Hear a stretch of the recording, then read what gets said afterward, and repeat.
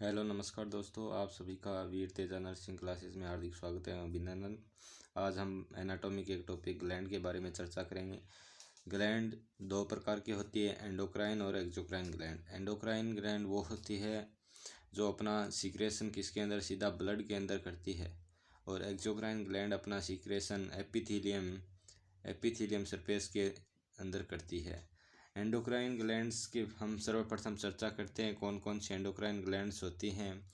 सर्वप्रथम हम सबसे मेजर ग्लैंड है पिट्यूटरी ग्लैंड, उसके बारे में। पिट्यूटरी ग्लैंड अपने बॉडी में दो प्रकार की होती है, एंटीरियर और posterior pituitary gland. Anterior pituitary gland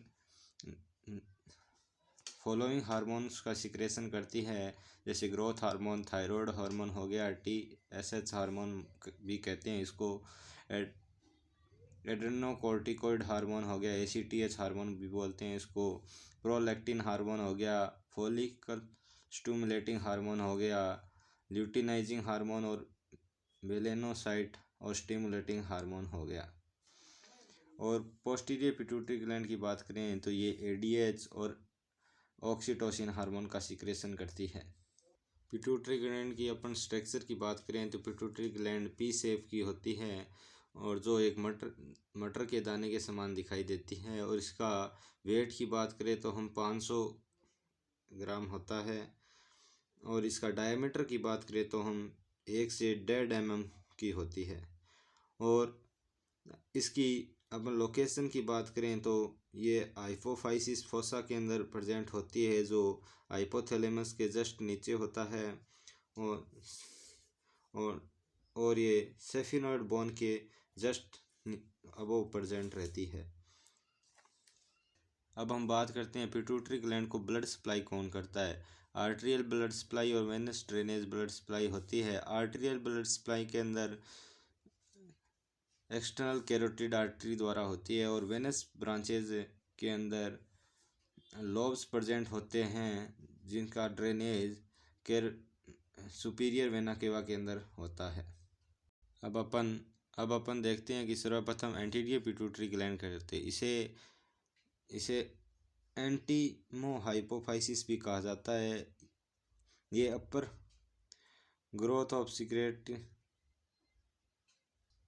अब अपन बात करें तो इसके अंदर पिट्यूटरी पोर्टल सिस्टम प्रेजेंट होता है, जिसके द्वारा ये ब्लड को ट्रांसफर करती है हाइपोथैलेमस से एंटीरियर पिट्यूटरी ग्लैंड के अंदर, और हाइपोथैलेमस से ही ये हार्मोन सिक्रेशन करती है। हाइपोथैलेमस स्टिमुलेट करता है एंटीरियर पिट्यूटरी ग्लैंड को हार्मोन सिक्रेशन के लिए।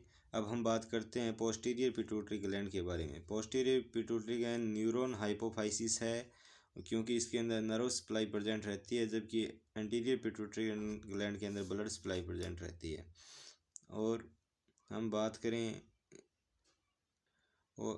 पोस्टीरियर पिट्यूटरी ग्लैंड के अंदर न्यूरॉन्स बंडल प्रेजेंट रहते हैं, जो हाइपोथैलेमस हाइपोफाइसिस ट्रैक्ट का निर्माण करते हैं, जिसके द्वारा ये पोस्टीरियर पिट्यूटरी ग्लैंड ऑक्सीटोसिन और ADH हार्मोन का सिक्रेशन करती है। अब हम चर्चा करते हैं एंटीरियर पिट्यूटरी ग्लैंड द्वारा सिक्रेशन हार्मोन की। सर्वप्रथम बात करते हैं ग्रोथ हार्मोन की। ग्रोथ हार्मोन लिविंग सेल के लिए, ग्रोथ के लिए, सेल डिवीजन के लिए इम्पोर्टेंट रहता है। इसका फंक्शन यही है, ग्रोथ के लिए ही होता है, सब सेल्स के लिए। और इसकी कमी से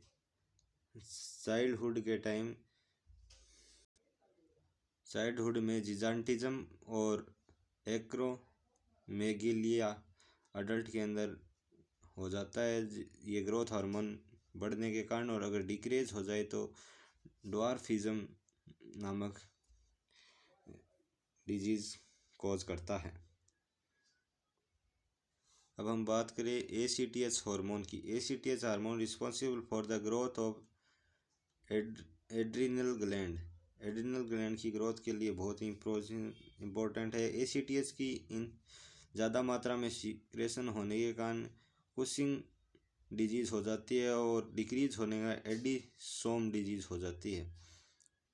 अब हम बात करें TSH हार्मोन की, थायराइड स्टिमुलेटिंग हार्मोन। ये रिस्पॉन्सिबल होता है ग्रोथ ऑफ थायराइड हार्मोन के लिए, और इसकी ज़्यादा मात्रा में सिक्रेशन होने का हाइपोथायरॉयडिज्म, और कम मात्रा में होने के कारण हाइपोथायरॉयडिज्म थायरॉयडिज्म रो डिजीज़ उत्पन्न हो जाती है। इसके ट्रीट के लिए हमें ज़्यादा मात्रा में सोडियम और आयोडीन का सेवन किया जाता है। अब हम चर्चा करते हैं गोनेडोट्रोपिन हार्मोन, जो कि हमारे रिप्रोडक्टिव सिस्टम से रिलेटेड है। इसके अंदर दो हार्मोन आते हैं, FSH और LH hormone. FSH hormone mail और फीमेल दोनों में सिक्रेशन होता है। मेल में ये ग्रोथ ऑफ सेमनीफेरस ट्यूबुल्स का निर्माण करने में हेल्प करते हैं, जबकि फीमेल में ये रिस्पॉन्सिबल फॉर द फोलिकुलर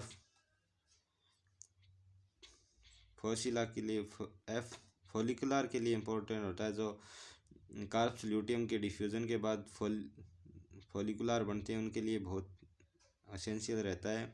जबकि LH हार्मोन है वो मेल और फीमेल के दोनों के अंदर होता है, जबकि मेल के अंदर ये इंटेस्टाइनल सेल है जो टेस्टोस्टेरोन का हार्मोन का सिक्रेशन करती है, उसके लिए जिम्मेदार रहता है। जबकि फीमेल के अंदर ये रिस्पॉन्सिबल रहता है कार्प्स ल्यूटियम और फोलिकुलर की ग्रोथ के लिए रिस्पॉन्सिबल रहता है। अब हम बात करते हैं PRL हार्मोन यानी प्रोलैक्टिन हार्मोन के बारे में। और प्रोलैक्टिन हार्मोन जो मिल्क फॉर्मेशन में हेल्प करता है, और मेल के अंदर ये पेनिस इरेक्शन में हेल्प करता है, यानी पेनिस तनाव के अंदर हेल्प करता है। और फीमेल में ये हमने बात करी ली, लैक्टेशन के अंदर भी हेल्प करता है। अब बात करते हैं ADH हार्मोन की।